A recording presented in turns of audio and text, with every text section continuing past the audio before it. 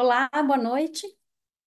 Boa noite a todos. É um prazer imenso estar aqui com vocês nesse evento da BHH, e que também tem a patrocínio, participação da Recordati Rare Diseases, em que eu e o Dr. Felipe da Almeida vamos conversar hoje à noite sobre doença de Castleman e como que essa integração hematologia e patologia é tão importante para que a gente dê um diagnóstico precoce para os nossos pacientes, evitando que diversas alterações, né, que a gente vai discutir ao longo dessa aula possam acontecer com os nossos pacientes. Então, eu vou começar apresentando um caso clínico para vocês e no meio do caminho eu peço aí o socorro do Dr. Felipe de Almeida, que vai justamente nos trazer essa parte patológica. Então, Felipe, é um prazer ter você aqui, tá? Felipe, se você quiser se apresentar, por favor. Olá a todos, muito boa noite Dani, boa noite a todos aqueles que estão nos assistindo ao vivo. Sou Felipe da Almeida, sou patologista, trabalho no AC Camargo Cancer Center, nos laboratórios DASA, e também sou secretário adjunto da Sociedade Brasileira de Patologia. É sempre um prazer estar junto aqui com os hematologistas, junto com a BHH, e poder conversar sobre essa doença que é tão rara e que, se a gente não lembra dela, a gente acaba deixando de fazer o diagnóstico. Não podia deixar de agradecer também a Recordati Rare Disease, que está sempre apoiando essa causa da conscientização do diagnóstico, da identificação da doença de Castleman. Muito bom. Então, Felipe, eu vou apresentar o caso para a gente poder discutir, tá? Só um momentinho aqui que eu já puxo a nossa apresentação. Então, vou colocar aqui no modo, prontinho. Então, só chamando a atenção o seguinte, que nós vamos ter ao final uma sessão específica de resposta, né, das perguntas que forem surgindo aí ao longo da apresentação, né? Então, o objetivo nosso é fazer, assim, não só uma revisão, como também trazer para vocês alguns pontos aí de prática que a gente pode diagnosticar melhor e fazer uma abordagem, tá, desses pacientes. Então, esses são os meus conflitos de interesse.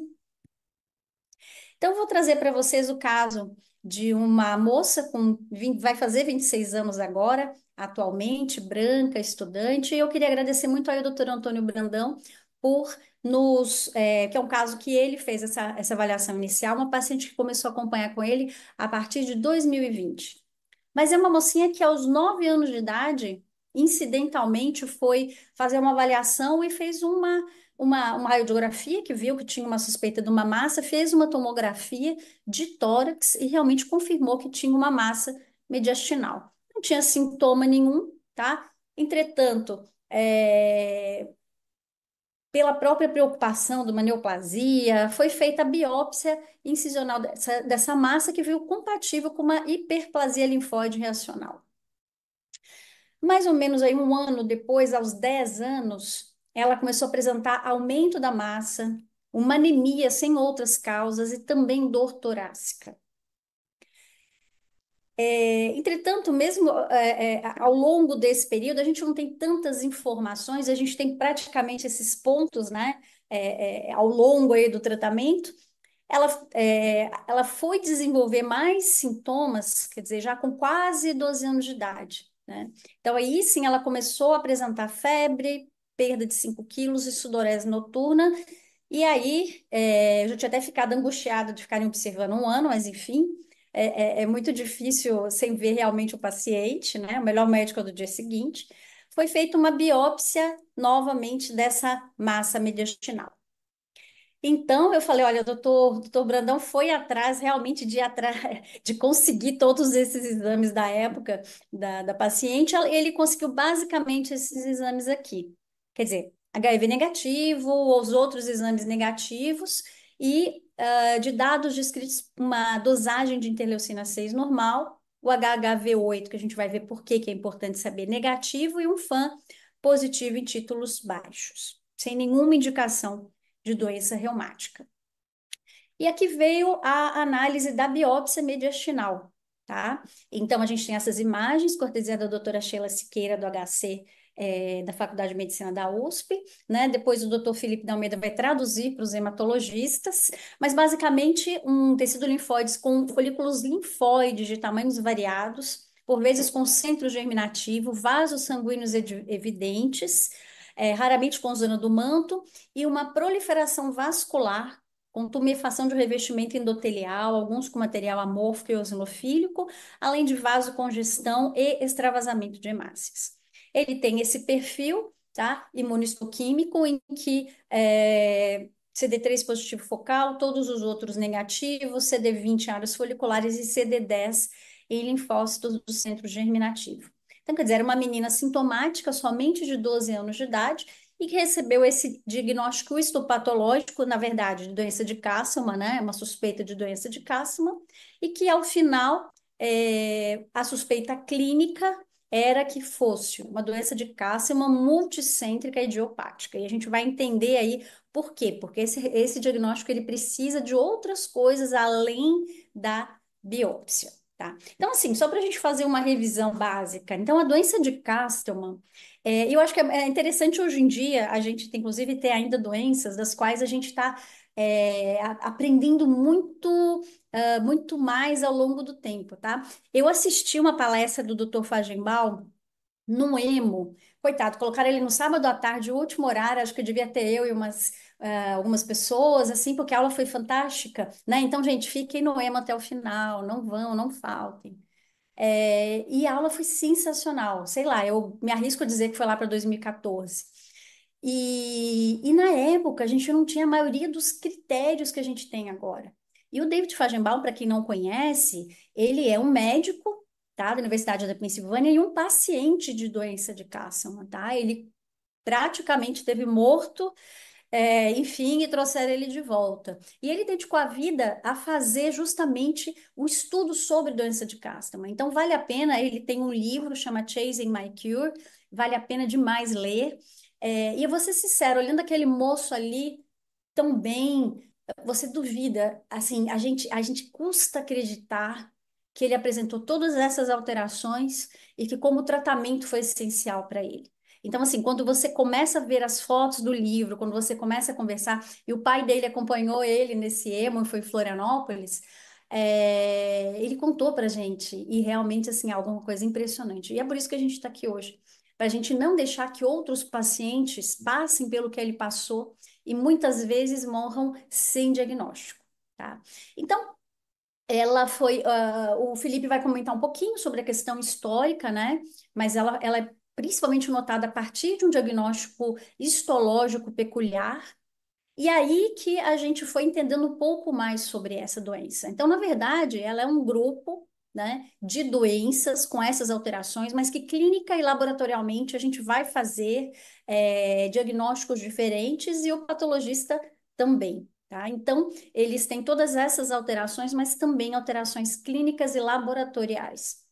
Aqui são os tipos de doença de Castleman, né? E a gente coloca aqui, inclusive, essa incidência, a gente não tem dados em outros países, assim, da maneira que se tem nos Estados Unidos, até pelo Castleman Disease, ele tem a gente tem um network, né, que inclusive os pacientes podem se inscrever, são feitos estudos, olha, é sensacional, sempre, acho que no sábado à noite, no Oeste, tem um jantar de apresentações aí, de estudos, de discussão, vale a pena. Enfim, então é um número que não é insignificante. A gente vê que é uma doença que, infelizmente, no Brasil é muito subdiagnosticada. Tá? E quando você tem o diagnóstico da doença de Castleman, você vai fazer essa subclassificação. Então, a gente tem a doença de Castleman unicêntrica, tá? Que seria um local só, né? Esse local ele é ou retirado, né? Já fazendo o tratamento, ou irradiado. E a gente tem a doença de Castleman multicêntrica. Aí a multicêntrica, ela tem três grandes subdivisões. Então a gente vê aí a incidência de casos ao ano, então mais de 1.500 casos ao ano nos Estados Unidos. E ela tem essas três subdivisões que são doenças completamente diferentes. Então, a gente tem a doença relacionada ao HHV8, que a gente pode conversar um pouco depois sobre isso, né? A doença associada à síndrome de Poems, né? Polineuropatia, organomegalia, endocrinopatia, pico monoclonal e S de skin, alterações de pele, tá? Então, inclusive a polineuropatia, ela é meio que obrigatória para a gente ter esse diagnóstico. Então, é uma doença neoplásica que está levando a alterações similares, né, à doença de Castleman. Então, a gente tem aí também uma outra abordagem. E a suspeita dessa paciente era uma doença de Castleman multicêntrica idiopática, tá? Que a incidência varia em mais ou menos aí de 30 a 60% dos casos dessa apresentação globalmente. Tá? Então, a gente vai falar um pouquinho aí mais sobre elas. Mas por que que foi suspeitado no caso dessa paciente? Como que a gente fecha o diagnóstico?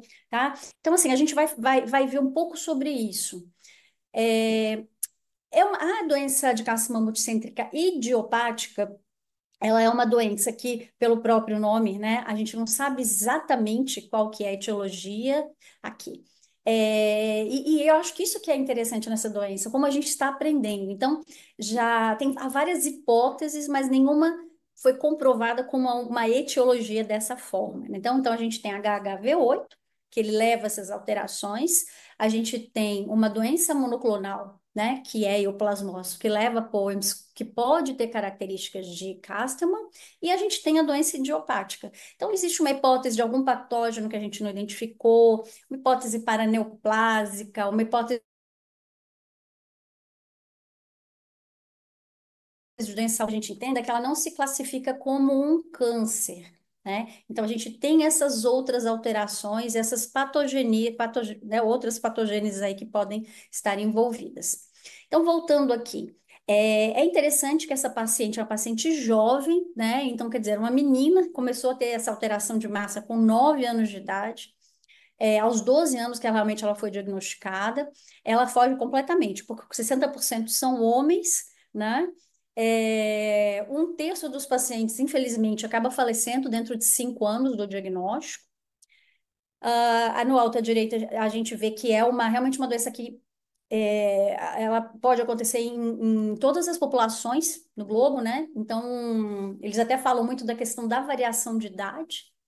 E eles falam em relação aqui até a dados mais atualizados que a gente comentou, né? Mas a multicêntrica idiopática são mais ou menos de 500 a 1.000 casos por ano. Então, aquele número que a gente viu maior é de todas essas doenças de Castleman. Com a redução de HIV agora também, o HHV8 que está muito associado, né? Então, a gente tem até tido uma redução desses outros casos.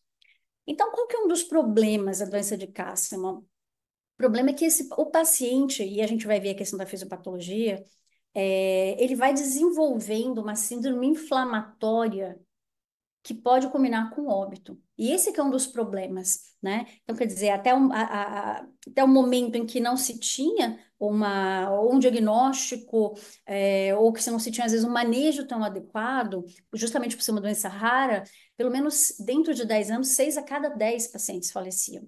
Né? Isso aqui a gente faz até uma correlação aí com outros tipos de neoplasia. Então, quer dizer, apesar dele não ser um câncer, ele matava mais, né? Ou mata mais do que várias outras doenças. Então, uma das coisas que se sabe, até o Felipe vai comentar um pouco para a gente aí do que isso significa histologicamente, a gente tem diversos tipos celulares que estão relacionadas e que há uma interação entre elas, tá? Então, quer dizer, todas as células do sistema imunológico que interagem, elas acabam desenvolvendo autoativações e essas células, elas levam a proteínas inflamatórias aumentadas, a interleucinas, proteínas serrativas extremamente alta, a ferritina como um marcador inflamatório, enfim, e outras que nós vamos ver. Então, agora, a gente está mais familiarizado com a própria questão aí do carticel e alguns bispecíficos com a síndrome de liberação de citocinas. Então, eu acho que para compreender Castleman ficou muito mais fácil agora que a gente tem esse conhecimento. Então, basicamente, o que pode acontecer com esses pacientes é uma síndrome de liberação de citocinas, né? Por quê? Justamente por toda essa ativação inflamatória, né? E uma das interleucinas, uma das substâncias inflamatórias mais relacionadas é justamente a interleucina 6, né? A gente lembra aí, a gente teve um estudo da iniciativa de investigadora aqui na BP, utilizando o tocilizumab para Covid grave, né? Que inclusive reduziu mortalidade. A nossa publicação entrou aí na meta-análise da OMS. Então, quer dizer, aquela síndrome de liberação de citocinas, né? Tanto que a gente acaba tendo aí dos pacientes com CARTICEL, etc., a gente tem um quadro similar, tá? No paciente com a doença de Castleman, né? E a gente vai ver, inclusive, que a gente já tem um tratamento específico aprovado, né? A gente tem aí o cetuximab, que nós vamos conversar, que é justamente o medicamento que faz esse bloqueio, né? E isso é a fisiopatologia da forma idiopática. E aí a gente tem alteração de VEGF, a gente tem aumento aí de plasmócitos, linfócitos, alteração de maturação T, até alterações autoimunes, enfim. Então, só para a gente poder entender. Então, quando eu vejo isso, eu me lembro da foto do David Fajimbaum, completamente anasarcado, com síndrome de extravasamento capilar, entubado, assim, então, essa que é a imagem e isso que acontece. Então, uma das maiores dores, eu acho, que a gente imaginar que por esse Brasil, tanto de pacientes que morrem numa UTI, sem nem chegarem a ter um diagnóstico, né? Então, a gente vai conversar um pouquinho sobre isso. E por que que é difícil? Porque como ela é uma doença que tem um componente inflamatório e a gente vai ver aí os sintomas e as alterações, elas têm muitas doenças que são muito parecidas, que são muito similares, tá? A gente teve aqui na BP um projeto que foi justamente patrocinado pela Recordati para poder aumentar o número de diagnóstico dos pacientes, né? A Savente que também, que é uma empresa que justamente fez essa operacionalização através de inteligência artificial, nós fizemos assim todo um screening em vários pacientes para poder detectar e foi muito interessante, porque o algoritmo ele foi muito preciso, porque se o paciente não tinha doença de Castleman, ele tinha alguma das doenças que eram justamente as que a gente vai conversar aqui, que mimetizam sinais, sintomas, enfim, exceto a patologia, né, da doença de Castleman, e por isso que a patologia é tão importante. E outra dificuldade também é que não há biomarcadores específicos. Então, o diagnóstico ele é extremamente importante e ele é um diagnóstico que passa por diversas especialidades, né? Então, o que que acontece? Então, vocês veem aí, 2017, né? O Fajimbaum, ele publicou, o Dr. Van Rees também, enfim, e vários outros médicos que ah, são altamente envolvidos com essa doença. Então, eles fizeram uma classificação, que são critérios maiores, critérios menores, tá? Critérios que se chamam de outros, que não são exigidos, mas que podem levar a uma suspeição, e critérios de exclusão para você dizer que é ou não o Castleman. Então, a gente vai pedir ajuda daqui a pouco para o doutor Felipe, que os critérios maiores justamente são histopatológicos, tá? Então, a gente tem a questão aí do critério maior com essas alterações que ele vai explicar para a gente. E a forma multicêntrica, que é um critério maior, o segundo, os pacientes têm que ter. E aí, assim, isso aí vocês têm disponível depois, eu não vou ficar lendo, mas basicamente são vários locais de doença. Ao contrário do unicêntrico, que você tem um local específico, tá? Geralmente até a biópsia já com a retirada da lesão já é curativa, ou se você faz uma lesão muito grande, tu faz a biópsia incisional, você pode irradiar depois, enfim, é bem diferente. Aqui a gente tem gânglios aumentados em mais de uma localização, enfim. Aí a gente tem essas divisões, esses critérios. Os sintomas comuns são o que eu falei para vocês. Então, geralmente, sintomas inflamatórios. Então, sintomas B, que a gente já conhece bastante, né? Edema, inclusive com síndrome de extravasamento capilar grave, como o David teve. E assim, anemia de doença crônica, a linfadenopatia pode levar à disfunção renal e também a hepatosplenomegalia.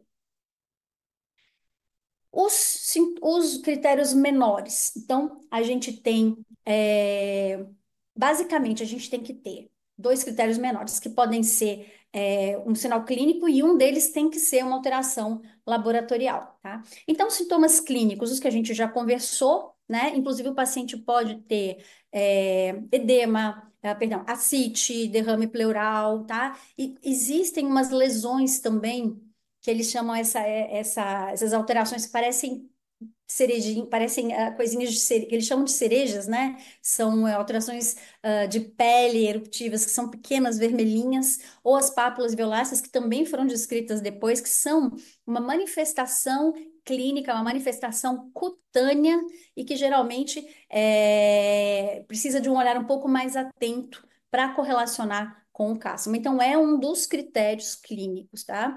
Aumento de baço ou fígado e uma pneumonite linfocítica intersticial. A questão laboratorial. Então, se a gente for olhar aqui, basicamente são coisas relacionadas à inflamação. Então, proteína C reativa, esse R ou VHS, né? Então, eles inclusive têm a lista dos valores aí dos valores de limite, né? A questão da anemia, plaquetopenia ou plaquetose, né? Então, quer dizer, alterações muito inflamatórias. Hipoalbuminemia, que pode estar relacionado tanto a essa questão consumptiva, como também aí esse consumo que os pacientes apresentam, essa questão também renal, a questão de proteinúria, e a hipergama policlonal está muito associada a essa questão inflamatória, tá? Então, assim, aqui são os outros sinais e sintomas que podem estar, que podem indicar, tá? Que podem estar uma relação, mas que não são obrigatórios. Então, olha só, a própria interleucina 6. Então, vocês veem que a gente não comentou ela como critério diagnóstico, né? A interleucina 2 é solúvel, VEGF, GA, enfim, e vários outros exames, tá? Fibrose reticulínica da medula e outras alterações paraneoplásicas que têm sido descritas, até algumas como relato de caso, né? Então, até polineuropatia, sem ser relacionada a POEMS, pênfigo, enfim, aí são outras alterações, mas que a gente precisa fazer avaliação. E uma coisa importante é a questão da exclusão. Então, assim, se o paciente tiver isso, ele pode ter tudo que você imaginar, mas esse paciente, a gente não vai fechar como cástema. Por quê? Porque o processo inflamatório, ele está relacionado a outras doenças. Então, doenças autoimunes, tumores, né? Inclusive o POEMS entra aí, infecções também, não só a questão do HHV8, mas outras inflamações, outras infecções, né? Eu lembro, a gente teve caso de sepse, que acabou caindo, né, nesse algoritmo para a gente fazer essa avaliação clínica, né? Então, são várias outras coisas que podem ser similares, né, que mimetizem, a gente precisa excluir. A gente tem também uma apresentação que alguns pacientes têm, que é uma forma mais grave do que o usual, é chamada de síndrome Tafro, tá? Então a gente tem aí a T de trombocitopenia, anasarca, febre, mielofibrose reticulínica, tá? Felipe até comenta para a gente depois, e a organomegalia, né? Então você costuma ter disfunção renal, e é interessante que os níveis de imunoglobulina podem ser normais. Então, há algumas características aqui, inclusive alguma relação com alguns subtipos histopatológicos. Então, a gente tem que ficar prestando atenção em relação a isso, né? Então, uma das coisas que a gente vê embaixo aqui é a questão do prognóstico. Então, os pacientes que apresentam esse subtipo TAFRO, eles têm uma doença mais grave. Então, para você ter uma ideia, em 2 anos, que mais de 92% dos pacientes que não desenvolvem essa manifestação estão vivos contra 85%, né? Então, a mortalidade, principalmente inicial, ela é muito elevada. E agora, nós vamos pedir ajuda, nós vamos chamar os patomasters na figura do Dr. Felipe para poder nos ajudar a fechar o restante aí do diagnóstico histopatológico. Eu vou parar aqui o meu compartilhamento e solicitar a ajuda do Dr. Felipe. Felipe, obrigada, viu? Obrigado, Dani. Excelente, revisão, introdução sobre a doença. Também um caso clínico muito interessante. Que é interessante, Dani, por acaso, né, eu coloquei aqui doença de Castleman, no Google e já aparecem alguns eventos que a gente vem fazendo. Então, tem alguns anos que eu venho fazendo essas atividades, seja com você, seja com o Antônio Brandão. E é muito bom a gente voltar. E para quem não sabe, dia 23 de julho é o Dia Internacional da Doença de Castleman. Então, essa atividade aqui que a gente está fazendo, a gente acabou adiando para agosto, porque julho tem muita gente de férias, e a gente achou que agora seria o momento mais oportuno. Então, dia 23 de julho é o momento que a gente lembra da doença de Castleman e a gente traz de volta essa discussão. Então, agora a gente vai, falar um pouco de algumas características histopatológicas propriamente ditas, né? Doença de Castleman, como vocês viram, a própria apresentação, da Dani, não é uma doença fácil de se fazer o diagnóstico. Ela envolve uma série de critérios patológicos, clínicos e laboratoriais, exclusão de uma série de doenças. E a gente precisa dessa integração entre hematologista e patologista para fazer o diagnóstico. E os patologistas precisam estar aptos a reconhecer as características histológicas da doença de Castleman, que assim como a apresentação clínica da doença, a própria histopatologia pode mimetizar simplesmente um linfonodo reacional ou pode mimetizar até doenças linfoproliferativas. Então é muito importante que a gente lembre de colocar a doença de Castleman no nosso diagnóstico diferencial e não confunda ela simplesmente como hiperplasia ou mesmo como um linfoma. Então esses são meus conflitos de interesse. Se não estiver dando para ver, vocês me avisam, mas acho que está tudo certinho, mas que nada interferiram aqui para essa apresentação.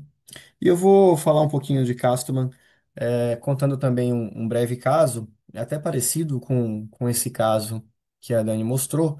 Era um menino de 14 anos que tinha uma linfadenopatia generalizada e ele foi admitido com febre alta e hepatosplenomegalia também e fez uma biópsia de um linfonodo inguinal. E na análise histopatológica desse linfonodo, aqui são cortes corados na hematoxilina e eosina. A gente tem aqui à esquerda, uma estrutura nodular, onde penetra um vaso sanguíneo. Isso aqui é um centro germinativo regressivo ou atrófico. E aqui à direita também um centro germinativo regressivo, com proeminência de células dendríticas, poucos linfócitos. Os linfócitos da zona marginal fazem um aspecto circulando aqui em casca de cebola, também um vaso aqui penetrante. Isso é uma característica que não é específica, mas que em geral está presente na doença de Castro. Na região interfolicular, a gente vai ter uma proliferação de vasos, com endotélio mais proeminente, com uma hialinização.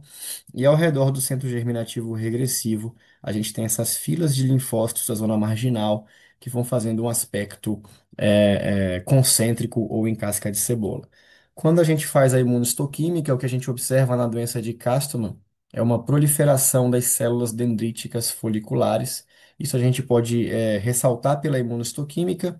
Aqui é o marcador CD21, também pode ser o CD23, onde mostra essa expansão da trama dendrítica folicular. Em outras áreas do linfonodo, especialmente na região interfolicular, a gente tinha uma grande quantidade de plasmócitos. Então, aqui à esquerda mostrando o detalhe: o plasmócito é uma célula com núcleo rechaçado para a periferia, um citoplasma roxinho basofílico, com espaço claro no lugar do complexo de Golgi, muita plasmocitose e também a proliferação de vasos sanguíneos. Então, a imunistoquímica, a gente deve afastar que isso seja uma neoplasia linfoproliferativa, então a gente vai empregar um painel de diagnóstico diferencial, geralmente de linfoma de pequenas células. Aqui a trama dendrítica, que também fica concêntrica nesse centro germinativo atrófico, e aqui o BCL2, que no centro germinativo reativo e de Castleman é negativo. Aqui chamou a atenção para esse vaso penetrante no centro germinativo, que é uma característica, e aqui o IgD, marcando uma expansão dessa zona do manto.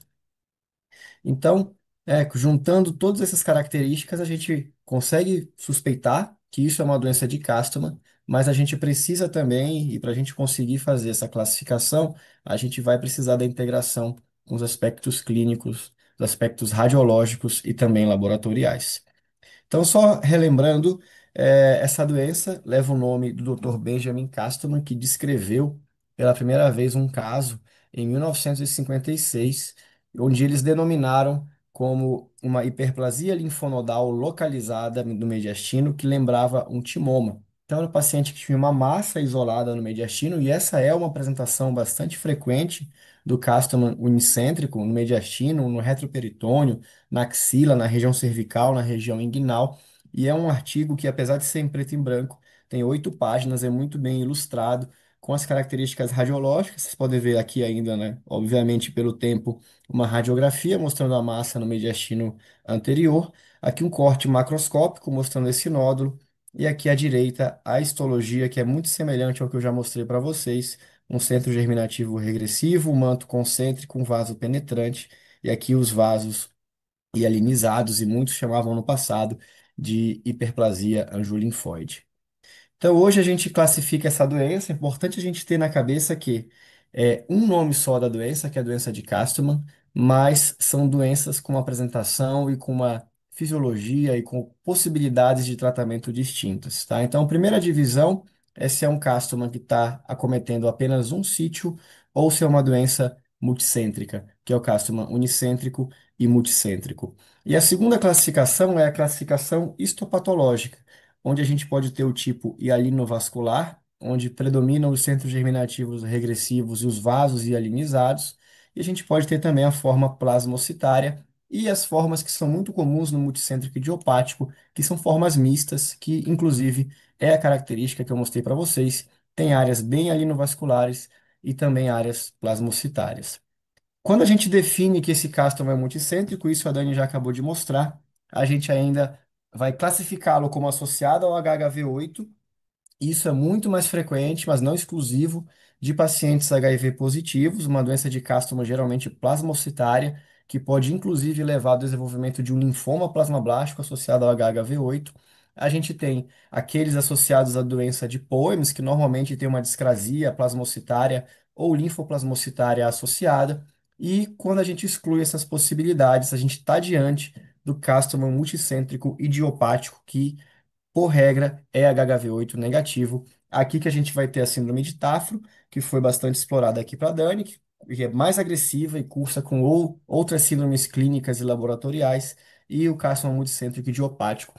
E o importante, né, mais importante dessa aula, é aqui no carcinoma multicêntrico idiopático que surge a possibilidade da terapia anti-IL-6 com o ciltuximab. Então a gente está lutando para identificar esse paciente aqui que muitas vezes passa por uma doença autoimune, uma doença, uma síndrome autoinflamatória não especificada, mas se a gente não consegue fechar esse diagnóstico, o paciente deixa de ter a possibilidade de uma terapia que realmente é efetiva para esses casos.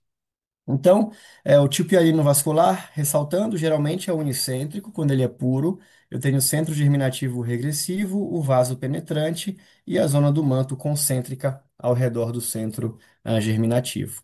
A forma plasmocitária geralmente está associado aos casos mais multicêntricos, assim como as formas mistas. Na forma plasmocitária, é muito comum uma mistura de centro germinativo hiperplásico, aqui é um centro germinativo grande, então compara o tamanho da bolinha da esquerda, é regressiva, é pequena, aqui à direita é bem grande, ao lado de centros germinativos também regressivos e um mar de plasmócitos. E o cástoma que é associado ao HHV8, geralmente ele é puramente plasmocitário, ele pode ter morfologia plasmablástica e ele pode cursar com o desenvolvimento de um linfoma de grandes células associado ao HHV8, que geralmente tem a morfologia plasmablástica. Então aqui são imagens de um caso de cástoma associado ao HHV8. A gente tem o centro germinativo com a zona do manto, um mar de plasmócitos bem atípicos, e aqui a gente resolve fazendo a imunohistoquímica para o HHV8, que é uma imunohistoquímica que é muito fácil, a maioria dos lugares tem. A gente usa para diagnóstico de outras doenças, como sarcoma de Kaposi, alguns linfomas, e também para o castoma multicêntrico associado ao HHV8. E em relação ao tipo histológico, como eu já mostrei, a gente tem esse espectro de apresentação histopatológica. Aqui à esquerda, a forma hialinovascular, que alguma literatura traz como hipervascular. Aqui à direita, a forma plasmocitária. E a maioria dos casos multicêntrico idiopático vão ter uma apresentação mais mista, com a vascularização, mas também com essa plasmocitose. Então, as características histológicas que o patologista deve procurar, e inclusive graduar, se a gente quiser atingir o critério maior para o diagnóstico da doença de Castro multicêntrica idiopática, que o critério maior é aspecto histológico, são essas características: centros germinativos regressivos, proeminência de célula dendrítica folicular, proeminência da vasculatura, aqui na letra C, nesse centro germinativo, centros germinativos hiperplásicos, isso principalmente na forma mista e plasmocitária, e uma plasmocitose difusa na região interfolicular. Então, o conjunto dessas características que vai fazer a gente fazer o diagnóstico da doença de Castleman. Então, o tipo idiopático, ele pode ser hialinovascular, mas a minoria apenas vai ser puramente hialinovascular. A maioria deles vai ter um componente hialinovascular, mas também vai ter um componente plasmocitário. Então, aqui as imagens só para mostrar o detalhe de um folículo regressivo atrófico. Algumas vezes a gente tem que procurar, querendo realmente encontrar e pensando na possibilidade da gente fazer o diagnóstico da doença de Castro. A forma plasmocitária é mais frequente nos casos idiopáticos. Aqui a gente vai ter geralmente a maioria dos folículos são hiperplásicos, com raros folículos menores atróficos e muita plasmocitose intersticial e interfolicular. E o mais frequente é a forma mista, que tem características tanto hialinovasculares quanto plasmocitárias. Então a gente vai ter que buscar áreas com folículo regressivo, com aspecto em casca de cebola, junto com uma plasmocitose nessa região interfolicular. Como a Dani também já mostrou, a gente tem três pilares para fazer o diagnóstico de cástoma multicêntrico idiopático. É um conjunto de aspectos histopatológicos, de achados clínicos e achados laboratoriais. Então, primeiro, a gente tem que atingir os critérios maiores. Os critérios maiores são linfadenopatia multicêntrica, porque o cástoma é multicêntrico, e a histopatologia característica, que são esses achados que eu acabei de mostrar para vocês, a gente tem que ter pelo menos dois critérios menores de 11, sendo um deles uma normalidade laboratorial, e o que é muito importante, que são os critérios de exclusão. A gente vai ter que fazer o hematologista, o reumatologista, imunologista, ele vai ter que fazer uma exclusão de outras doenças, porque muitas doenças podem ter uma sobreposição de apresentação com doença de Castleman. Então, a gente vai ter que excluir doença infecciosa, a gente vai ter que excluir linfomas, doenças autoimunes, essas têm que ser excluídas. Digno de nota, eu acho que um dos linfomas que mais simula doença de Castleman multicêntrico idiopático e que a gente realmente deve buscar a exclusão do seu diagnóstico é linfoma de células T angioimunoblástico. É um linfoma que ele é subdiagnosticado. Provavelmente é o linfoma T mais comum nos países desenvolvidos, porque o diagnóstico é melhor feito. Ele é subdiagnosticado ainda no Brasil, se não me engano, é o terceiro em frequência, atrás de outros linfomas que lá fora são menos comuns, porque realmente a gente deixa passar esse diagnóstico, ele simula uma doença autoinflamatória e ele pode ser interpretado na patologia, inclusive, como doença de Castleman multicêntrico idiopático. Então, o linfoma tangiomonoblástico é um linfoma que o patologista tem que ter na cabeça na hora de pensar em doença de Castleman multicêntrico idiopático. Então, os critérios maiores, linfadenopatia multicêntrica, então eu tenho que ter pelo menos duas estações linfonodais com linfonodos de pelo menos 1 centímetro no menor eixo, e eu tenho que ter as características histopatológicas, que tem que ter pelo menos um grau 2, e as principais características são centros germinativos regressivos e a plasmocitose difusa na região interfolicular. Então, aqui um exemplo gráfico, mais de uma cadeia, que na histologia tem centro germinativo regressivo, com plasmocitose, que pelo menos grau 2 e com isso a gente faz o diagnóstico histopatológico, tá? Se você tiver dúvida, aqui tem uma das principais referências para o diagnóstico da doença de Castleman, cujo primeiro autor é o próprio Dr. Feigenbaum, como a Dani comentou, que sofre de doença de Castleman, estudou a doença porque ninguém conseguia a cura, se formou em medicina, entendeu a doença e hoje em dia ele é o maior defensor do diagnóstico correto e tratamento da doença de Castleman. Então, nesse artigo, ele traz esse diagrama que traz todas as características histológicas e como você deve graduar. E o que a gente deve encontrar é pelo menos grau 2 de centro germinativo regressivo e plasmocitose para a gente fazer o diagnóstico da doença de Castleman. É aqui que a gente vai olhar centros germinativos regressivos com proeminência de células foliculares.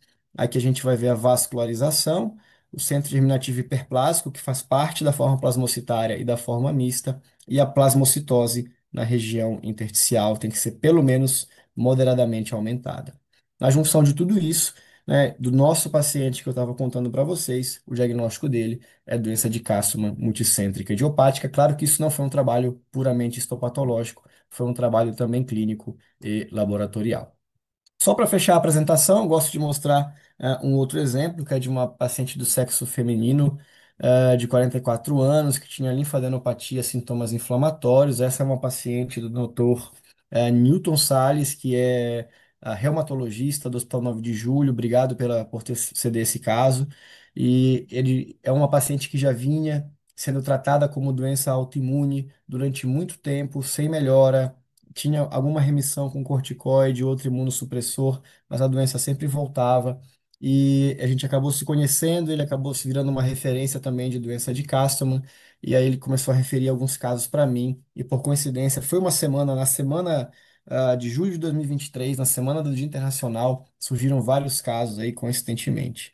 Então, esse é um exemplo de um linfonodo bastante aumentado. Daqui vocês podem ver várias bolinhas que são centros germinativos hiperplásicos e outras menores que são centros germinativos regressivos. Então aqui chama atenção nessa imagem os centros germinativos hiperplásicos com a expansão da zona do manto e já uma proliferação vascular na região interfolicular, que são essas vasos mais cor-de-rosa aqui, mais eosinofílicos.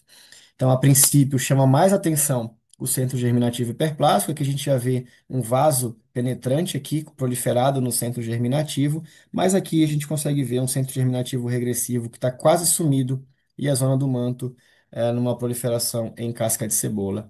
Em outras regiões já predominavam centros germinativos mais regressivos com essa proliferação em casca de cebola. Então, o critério de centro germinativo regressivo ele está satisfeito aqui nesse material. O outro critério que a gente vai encontrar, a proliferação vascular, que está presente, e aqui um centro germinativo hiperplásico, o manto está concêntrico, e aqui esse vaso penetrante. Claro que a foto foi preparada, e é aqui que o patologista, que é um sujeito faminto, gosta de comparar tudo com comida, que compara essa imagem, né, do vaso penetrante no centro germinativo e esse aspecto em casca de cebola com o pirulito. Então esse aqui é o sinal do lollipop, que é bastante frequente na doença de Castleman. E o outro critério que a gente tem que encontrar é a plasmocitose moderada na região interfolicular. Então, aqui tinha várias regiões com muitos plasmócitos, eles têm um citoplasma mais basofílico, com o núcleo rechaçado para a periferia. Então, aqui a gente tinha mais um critério. Claro que a imunohistoquímica é mandatória, o CD20 mostra várias áreas nodulares grandes e pequenas, que são esses centros germinativos hiperplásicos e atróficos. O CD3 faz a imagem contrária do CD20, circulando esses centros germinativos. O BCL2 é negativo no centro germinativo, mostrando que isso não é um processo neoplásico, não é um linfoma folicular, e sim um centro germinativo reativo. A trama dendrítica no CD21 está extremamente expandida, incluindo até a zona do manto, algo que a gente não vê numa simples hiperplasia. Aqui um aspecto também mais concêntrico de distribuição da trama dendrítica no CD21 e o CD138, que é o marcador plasmocitário, ressaltando então essa intensa plasmocitose na região interfolicular. E sempre que a gente tem uma proliferação plasmocitária, é importante que a gente exclua que ela seja neoplásica. Então a gente faz coloração para imunoglobulina de cadeia leve, capa e lambda. E aqui a gente tem uma proporção mais ou menos de 2:1 em relação à capa lambda, que é uma proliferação que está dentro da normalidade de um processo não neoplásico. E, logicamente, a gente vai ter que excluir que isso seja associado ao HHV8. O HHV8, no caso, é negativo. Aqui é só um detalhe do controle externo, que é um sarcoma de Kaposi, que foi positivo. Então, a gente exclui a associação com o HHV8. Então, essa paciente tinha centros germinativos hiperplásicos e regressivos, tinha proliferação vascular e plasmocitose. O Dr. Newton fez o trabalho clínico laboratorial, excluiu outras causas, achou os critérios menores. Em conjunto, a gente conseguiu fechar o diagnóstico de doença de Castleman multicêntrica idiopática também para esse caso. É uma paciente que tem a oportunidade de terapia-alvo com o inibidor de interleucina 6. Finalizando a parte patológica, doença de Castleman é uma doença heterogênea que pode apresentar cenários clínicos e histológicos bastante distintos, doença localizada, doença multicêntrica, doença hialinovascular, doença plasmocitária. Nós, patologistas, temos que estar cientes das características histológicas da doença de Castleman. Sempre que a gente olha um linfonodo e simplesmente acha que é reativo, nem sempre aquilo que é só reativo, né, é um reativo inespecífico. Você tem que saber do quadro clínico, você tem que saber se o paciente tem sintomas constitucionais. Isso pode ser uma doença mais específica. E, sem dúvida nenhuma, essa abordagem multidisciplinar é crucial para o diagnóstico preciso. Então, agora eu finalizo minha parte e devolvo para a Dani continuar contando para a gente como que foi a condução do caso.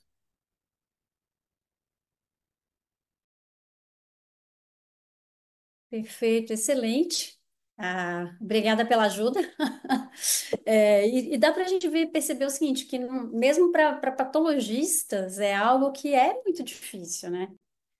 Então, é uma coisa que, assim, vocês não vão ver com muita frequência, né? E até antes de eu chamar, eu queria só ver com você o seguinte, não sei se vocês têm usado, mas eu peguei um caso que foi encaminhado, inclusive, para começar remédio, etc. E era assim, doença de Castleman simile. Quer dizer, a gente sabe, não é, mas assim, será que isso é uma coisa que vocês têm usado? Tem alguma coisa que diga que se deve fazer esse tipo de comentário? Como é que está sendo isso? Eu fiquei meio preocupada, assim, da interpretação, sabe? Achados histológicos isolados que lembram doença de Castleman podem estar presentes no linfonodo reacional e até mesmo em alguns linfomas. Por isso que a gente lança a mão da imunistoquímica e por isso que a gente tem os critérios histológicos estabelecidos, pelo menos moderados, para que a gente afirme que realmente é doença de Castleman. E essa denominação de Castleman simile, ela é desencorajada, né? A gente deve usar o nome doença de Castleman quando a gente está seguro do diagnóstico da doença de Castro, mas a gente só vai ficar seguro do diagnóstico se a gente tem contato com o hematologista, se a gente sabe a clínica ou laboratório do paciente. Essa foi minha preocupação, sim. Eu ainda pensei assim, nossa, ainda bem assim, que não se iniciou nenhum tratamento, né, em relação a isso. Vocês estão vendo a minha tela? Estamos. Então, agora que a gente já conseguiu colocar onde precisava, né, essas questões,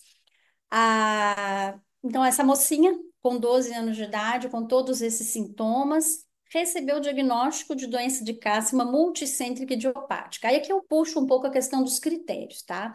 Agora, a gente está falando de muitos anos atrás, então a gente tinha a questão dos critérios maiores, né? A questão que a gente colocou da histopatologia, faltou aqui, mais aquelas alterações, né, da massa, dos gânglios, que eu vou ter mais para frente, e os critérios menores, né? Então, um critério clínico, sintoma B e o laboratorial. Então, a gente não tem aqui, mas a gente tem na recaída. Aí, como que a gente trata essa doença? Então, uma coisa importante é que existem guidelines, né? Então, a gente vê todas as referências aqui embaixo, e esses guidelines, eles vão avaliar a gravidade de cada paciente. E essa estratificação de gravidade, ela vai nos direcionar para a estratégia a ser feita, né? Então, pelo menos dois dos 5 critérios citados vão nos dizer se esse paciente tem uma forma leve, né, ou uma forma grave. Então, para facilitar, a gente está começando aqui pela forma não grave, né? Tem essa publicação aqui do Dr. Fritz Van Rie, e, né, em conjunto aí com o Fajembauer e todo mundo e outros investigadores, mas basicamente a gente tem as evidências de categoria 1, categoria 2 e 2A e 2B, tá? Então, o ciltuximab, ele é um anticorpo monoclonal quimérico anti-interleucina 6 humana. Quando a gente tem HHV8, a gente tem a produção de interleucina 6 viral, e esses medicamentos não funcionam. Então, um paciente que tiver a doença de cássio multicêntrica pelo HHV8, ele não vai utilizar o cetuximab, ele não vai utilizar, porque ele vai te usar geralmente rituximab, quimioterapia, etc. Tá? Então, são outras formas de tratamento. Então, a gente utiliza o cetuximab com ou sem esteroides, na forma não grave. O tocilizumab, ele não tem essa aprovação específica, ao contrário do cetuximab. O cetuximab está aprovado com indicação, aliás, é a única droga aprovada com indicação específica para a doença de câncer, uma multicêntrica idiopática. Brasil, Estados Unidos, EMA, enfim, e acho que mais de 40 países, né? E essa indicação justamente vem da sua eficácia em combater a doença, tá? Então, tem estudos e que comprovam a eficácia em torno de 35% de resposta. A gente tem os outros pacientes que eles acabam não tendo uma resposta adequada, e a gente vê o que a gente pode. E aí, na sequência, a gente tem a questão de rituximab, esteroides, agentes imunomodulatórios.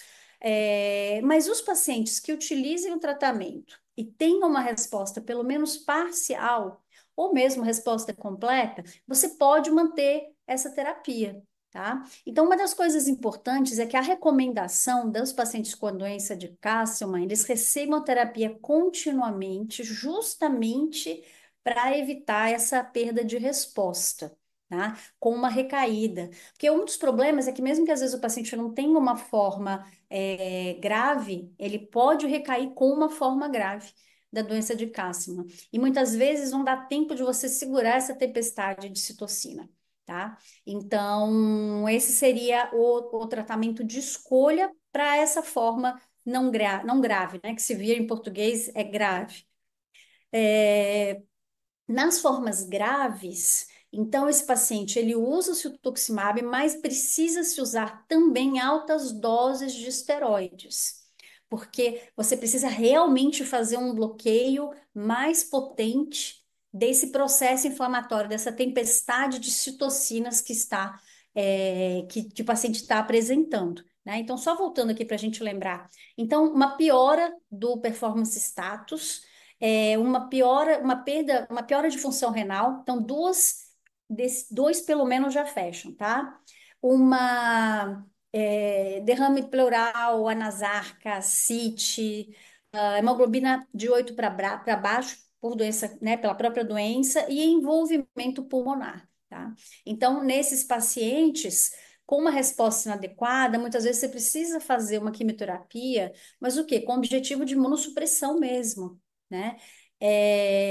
Enfim, e é uma coisa importante também lembrar que, como o câncer é uma doença muito rara, é sempre importante estar em contato com algum local em que as pessoas tenham mão ou tenham experiência com vários casos de doença de Castleman, porque são casos que não são simples, né? Então, tanto para a questão do diagnóstico como para a questão de manejo.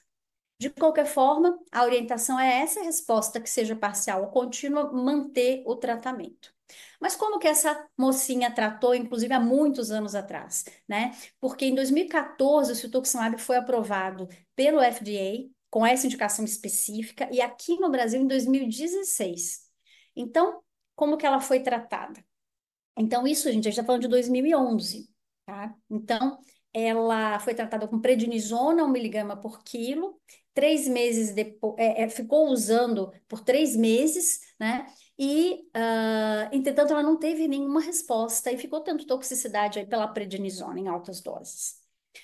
1 mês depois, foi optado por utilizar o rituximab semanal aí por 4 semanas, né? Nós estamos falando de uma menina aí de quase 12 anos e que ela é de dezembro de 99. E uma redução parcial da massa, só que isso durou praticamente 3 meses. Então, quer dizer, não foi possível de bloquear, tá? Esse quadro. 1 ano depois, ela piorou novamente, precisou fazer novamente o rituximab com uma redução parcial da massa, novamente uma duração aí de 9 meses. Então, quer dizer, era o que se tinha para fazer. Ela não chegava até a forma grave, né? Mas ela tinha essas recaídas, né? E essa é uma das questões também que a gente se preocupa. São pacientes que ficam indo muitas vezes ao pronto-socorro recorrentemente. Enfim, em 2015, né, quer dizer, a gente falou até 2014, pouca resposta. Praticamente 1 ano e pouco depois foi iniciada a RCHOP. Então, realmente, ela não conseguiu escapar da imunoquimioterapia. Obteve resposta parcial, né, com esses 6 ciclos, e praticamente ficou bem esse período, né, em observação clínica, mas 5 anos depois ela voltou a ter os mesmos sintomas: astenia, sudorese noturna, anorexia. Aí ela veio para o Antônio Brandão para ser avaliada. Então, ela tinha astenia, e ela tinha anemia, ela tinha todas essas alterações clínicas, né? Então, ela não chegava a fechar critério para gravidade, tá? Para forma grave. Eu até coloquei aqui para a gente se lembrar. Mas ela tinha anemia, plaquetose, a hipergama policlonal, PCR de 125, um VHS super alto, uma ferritina de 114 com deficiência de ferro e uma hipergama.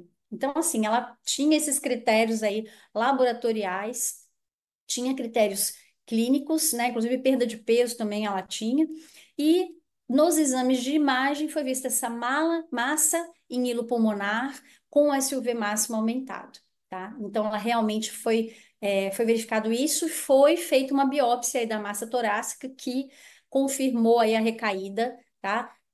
Não vou entrar mais em detalhes, que vocês já tiveram uma ótima apresentação. Então, esse era o presente, era o problema. Era uma moça que estava apresentando, então, diversas recaídas, até o que ela conseguiu ficar um pouquinho melhor foi com quimioterapia. Agora, você imagina, né? Uma moça, um adolescente, 6 ciclos, aí ela estourou a dose já de antracíclico, né? Enfim, não estourou, né? Mas assim, já recebeu antracíclico, enfim, tem toda essa série de questões que hoje em dia ela provavelmente não receberia, né? Então, o que se tinha aqui era então uma doença de cárcere multicêntrica idiopática recaída após rituximab, sem resposta corticoide, recaída com R-CHOP. Então, ela fechou esse protocolo aqui de não grave e foi indicado o siltuximab, né? Nesse caso, sem esteroides. Então, como eu já falei, o siltuximab ele é um anticorpo anti-IL-6 humana, ele é feito por via endovenosa durante 1 hora, né, dose por quilo a cada 3 semanas, continuamente, né, enquanto o paciente tiver resposta. Ela começou a usar em março de 2021, tá? Rapidamente teve resolução desses sintomas, então a perda de peso, astenia, exame físico normal, e a gente vê aqui essa curva, que foi até o Antônio que fez, de melhora de todos os parâmetros, né? Então, a gente teve melhora da hemoglobina, queda da proteína C reativa, da IgG, queda da IgG. E uma coisa importante é que não adianta dosar interleucina 6, tá? Porque vai haver um bloqueio. Então, quer dizer, você perde completamente o parâmetro da interleucina 6 como resposta. A gente teve esse PET, então realmente houve uma redução acentuada da atividade metabólica e das lesões, né? E resolução de todas as linfadenegalias. Para a gente avaliar a resposta ao tratamento, já quase finalizando, então quer dizer, a gente vê que tem que ter uma melhora bioquímica, perdão, uma melhora de sintomas, né? E que tem também que ter quer dizer, ela ainda mantinha aí com aquela lesão, mas já normalizou proteína C reativa, normalizou todas aquelas alterações, né? Fadiga, etc. Então, ela evoluiu inicialmente com resposta parcial, mas posteriormente uma resposta completa. Em 2021, aos 22 anos, ela voltou para BH para seguir usando o rituximab, né?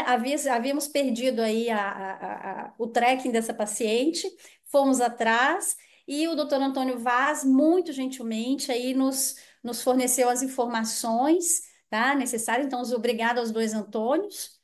E ela foi avaliada por ele em setembro de 2021, evoluiu com remissão completa, assintomática, PET-CT em remissão, com evolução de todas as alterações e normalização dos exames. Em 2022, seguiu o uso em remissão completa, exames normais, mantinha 2023 o uso de ociltuximab já com 24 anos, tá? Inclusive com todo esse segmento, um PET de março. Entretanto, em 2024, ela acabou perdendo o convênio médico, tá? E não teve mais acesso ao cetuximab. Essa não é uma situação ideal, é uma situação em que vários pacientes acabam recaindo, mas que felizmente ela se manteve estável, né? Ela até mandou um exame para a gente de 2024 que estava com algumas alterações inflamatórias, mas que ficaram estabilizadas sem nenhuma configuração de recaída da doença de Castleman, tá? Então ela manteve-se em remissão completa. A última aplicação dela foi de dezembro de 2023, ela até está acompanhando com outro colega agora, não, Antônio, foi para outro serviço, né? Continuava sintomática. Eu tenho um PET de julho do ano passado, normal, e agora esse ano, vai fazer 26 anos, não tem ainda acesso, fez um PET normal, apesar de a gente não ter os exames, mas a informação é de que ela está muito bem. Se formou em fisioterapia agora, no meio do ano, tá? E está completamente assintomática, né? Então, acho que é um caso muito bonito, é um caso que, felizmente, né, agora com a disponibilidade de uma terapia específica e com estudos clínicos direcionados para essa população, o paciente consegue ter uma melhora clínica, tá? Então, assim, mais uma vez reforçando, né, essa interação, né, o oncologista deixa para o hemato, Mas realmente é um paciente que a gente tem que ficar de olho, né? Tem que ficar atento. Pode chegar via pronto-socorro, pode chegar via UTI, pode chegar pela biópsia, né? Então são pacientes aí que a gente tem que ter todo um cuidado, né? Aí para lembrar aqui, o grupo, né, de Castleman fez o Castleman Disease Day, que é 23 de julho, como o Felipe já chamou, né? Então, lembrando também, gente, no ASH a gente faz essa sessão, geralmente sábado à noite, então quem tiver interesse a gente organiza. E agora a gente vai, então, seguir com a discussão e eu vou parar de compartilhar aqui. Então, muito obrigada. Eu vou até abrir o WhatsApp aqui para ver se tem Uhum. perguntas. Mas o que você achou assim desse caso, Felipe? O que você comenta assim essas, quer dizer, essa hiperplasia que ela teve lá já era, né? Um ano depois fechou Castleman. Então, esse é o ponto que eu reforcei na apresentação, que existem várias hiperplasias linfóides, né? Aumento de linfonodo, aumento de gânglio, aumento de íngua, que pode ser totalmente inespecífico, pode ser uma infecção transitória, pode ser um dente inflamado, alguma coisa assim. Mas a gente tem que estar atento para as causas específicas de aumento de linfonodo, não necessariamente neoplásico. Doença de Castleman é uma delas. Existem outras doenças específicas, doença de Kikuchi, doença de Kimura, lúpus, toxoplasmose, vários padrões, mononucleose que a gente consegue identificar. Então, esse é um caso que é a realidade, tá? Eu acho até que a história natural, a jornada do paciente com doença de Castro, multicêntrico idiopático, é a realização de muitas biópsias linfonodais ao longo da sua doença. E geralmente o diagnóstico leva um tempo para ser realizado. Então, essa é a importância da gente estar conversando hoje aqui sobre doença de Castleman e muitos colegas, especialmente mais generalistas, acabam pouco conhecendo a doença e pouco pensando nesse diagnóstico diferencial e acaba não chegando essa hipótese para o patologista, que também acaba não pensando, e aquilo fica como reativo, sendo que, na verdade, o paciente já tinha, né? Esse caso é um caso clássico, provavelmente já era doença de Castleman desde o início. Outra dificuldade que a gente tem, às vezes, é com biópsias, por agulha grossa. E às vezes a gente tem a necessidade de solicitar uma biópsia excisional, uma biópsia cirúrgica mais ampla, para que a gente encontre essas características histológicas, né? Como vocês viram, precisa de uma avaliação mais extensa de tecido. Então, isso que é muito importante para a gente identificar corretamente o paciente e reduzir essa jornada entre o início dos sintomas e o diagnóstico, que normalmente é bastante prolongado. Acho que é bem importante, acho que a gente acabou abordando aí vários aspectos, né?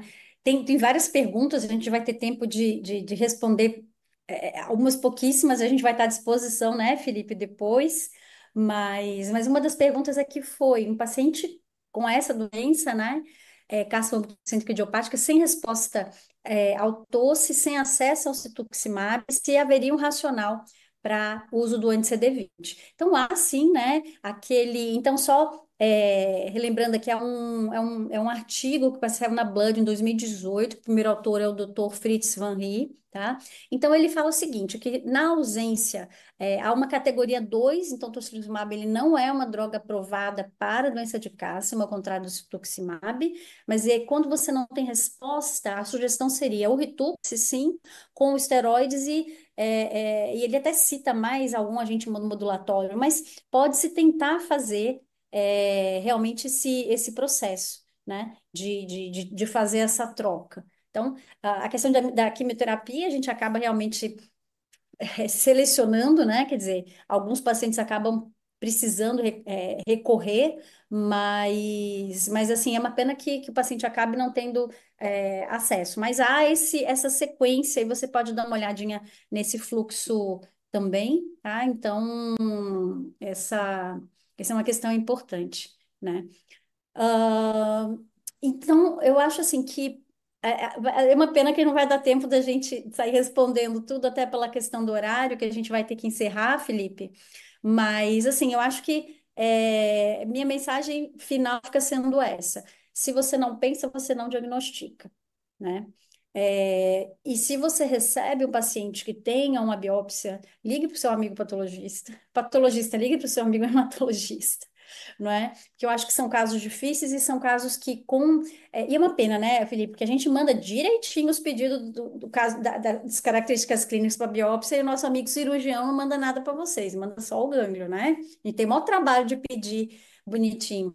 Então, na dúvida, tem que conversar mesmo, tem que. Às vezes tem casos que eu recebo, eu falo, meu Deus, me traduz isso, porque é casos que são difíceis para todos, né? E essas referências que a gente colocou aqui, então, são artigos já publicados, tem os critérios, hoje em dia é mais fácil, né? De diagnóstico, de gravidade, fluxograma. Então, eu acho que é uma doença que a gente precisa falar mais, né? Então, assim, minha mensagem final é essa. Então, lembre da doença para a fins né, com o objetivo de que a gente consiga diagnosticar mais pacientes e menos pacientes morram aí sem diagnóstico.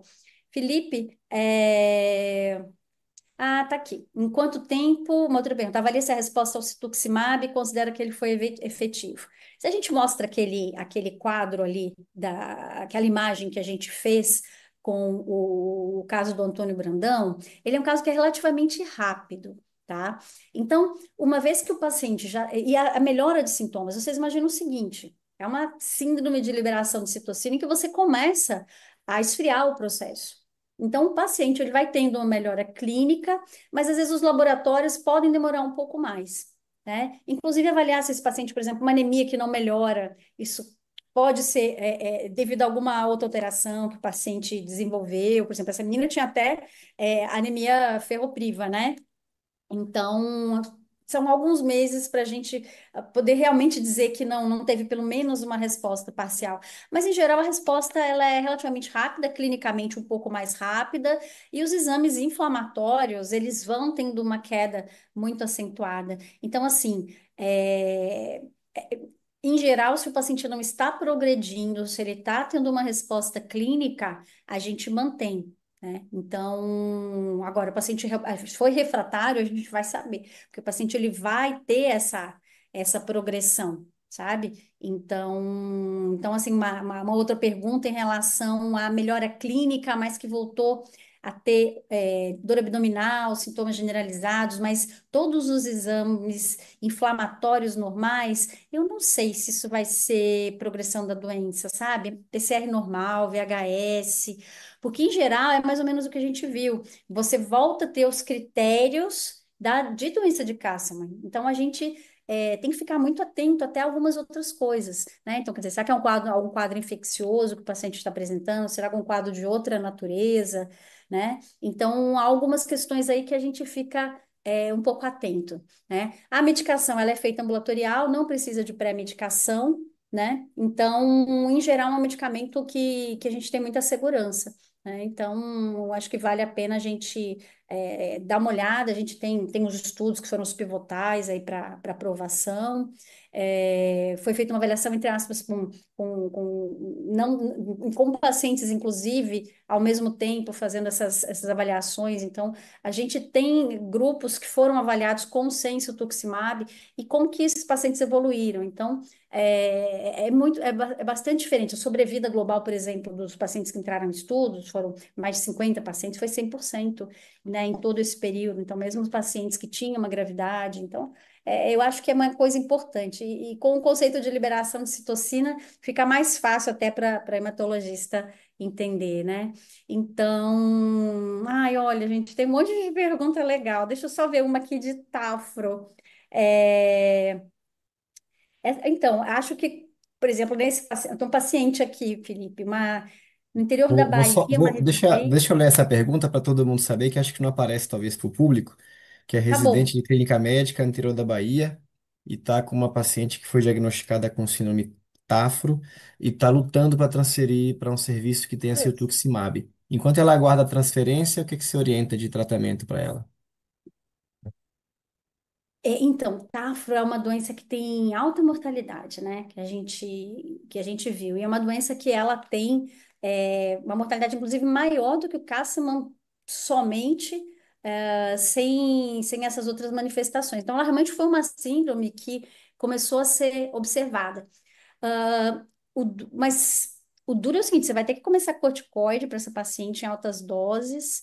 Se você conseguir, por exemplo, um rituximab para pelo menos tentar segurar, eu, tomara que não tenha necessidade de utilizar algum quimioterápico, alguma coisa para poder tentar segurar essa doença. Mas o rituximab é aí que vai fazer toda essa diferença, sabe? Porque geralmente a gente tem essa. Então, assim, a primeira coisa realmente é você fazer esse bloqueio, né? Ciclofosfamida tem alguns protocolos japoneses que utilizaram, né? Então, de repente, no desespero, rituximab, ciclofosfamida, agora pulso de corticoide, corticoide em dose alta, né? Além de todo o cuidado que você tem que ter do ponto de vista de doença, cuidado intensivo, né? Mas isso é Nossa, eu te desejo boa sorte e tomara que essa paciente realmente consiga. Mas se dá para você tentar segurar, fazendo essa imunossupressão, viu? Boa sorte aí, depois manda notícia pra gente, tá? Se puder ajudar em alguma coisa, né? É, Felipe, estou preocupada aqui agora com o horário, mas essa Tafra não dava para deixar de responder de jeito Não, com nenhum. certeza. É o nosso Bom, o nosso objetivo tempo aqui. tá esgotado. Eu vou só fazer a consideração final. Eu acho que fazer o diagnóstico é super importante. Sempre que você receber o diagnóstico, não esquecer de classificar adequadamente que doença de Castro você está lidando. Lembra que é um nome para muitas doenças. A gente não discutiu hoje aqui, tá? O tratamento, o manejo do cástoma unicêntrico, ele é bem diferente. Muitas vezes é manejar o efeito de massa local que isso pode ter, mas ele pode cursar também na progressão com sintomas inflamatórios, etc. Então, isso é outro capítulo, não é a discussão de hoje. E entender o que é o cástoma multicêntrico idiopático não associado a HHV8 e as possibilidades terapêuticas.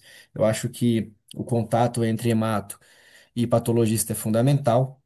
Por isso, mais uma vez, eu agradeço a Dani pela parceria de sempre. A gente trabalhou junto um período na BP e continua tendo vários casos em comum que a gente discute, super interessantes. E agradecer também a todos vocês que nos acompanharam até agora. E agradecer a todos os colegas da Recordate que estão aqui também ao vivo nos acompanhando, não só aqui nessa luta contra a doença de Castro, mas também outras doenças raras, como neuroblastoma e várias outras. Muito obrigado mesmo pelo apoio de sempre. E fico à disposição de vocês sempre e até a próxima. Obrigada, então, muito obrigada aí a vocês, a Recordate e a BHH, aí, que eu parabenizo essa iniciativa. E nos vemos no próximo evento. Muito obrigada, gente. Boa noite.